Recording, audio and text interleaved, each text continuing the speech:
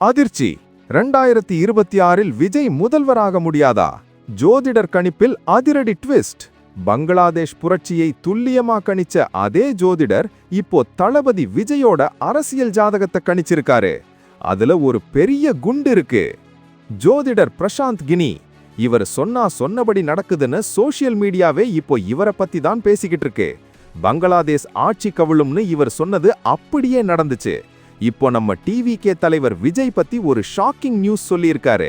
2026 சட்டமன்ற தேர்தல்ல விஜய் வெல்ல மாட்டாராம். அவரோட கட்சி ஒற்றை இலக்க தொகுதிகள்ல தான் ஜெயிக்குமாம். விஜய் ரசிகர்கள் இதை கேட்டு அப்செட் ஆகிடாதீங்க. ஏன்னா இதுல ஒரு பாசிட்டிவ் ட்விஸ்டும் இருக்கு. விஜய் அரசியலை விட்டு போக மாட்டாராம். 2028ல திரும்பவும் ஒரு படத்துல நடிப்பாராம். ஆனா 2031ல விஜய் தான் தமிழ்நாட்டோட முதலமைச்சர்னு அடிச்சு சொல்லியிருக்காரு பிரசாந்த் கினி. ஏற்கனவே சமந்தாவோட திருமணத்தை கரெக்டா கணிச்ச இவரோட இந்த கணிப்பு பலிக்குமா? 2026 தோல்வி, 2031 வெற்றி. இதுதான் விஜயின் அரசியல் பயணமா? இந்த ஜோதிடர் கணிப்பு பத்தி நீங்க என்ன நினைக்கிறீங்க? விஜய் 2031ல முதல்வர் ஆவாரா? கமெண்ட்ல சொல்லுங்க.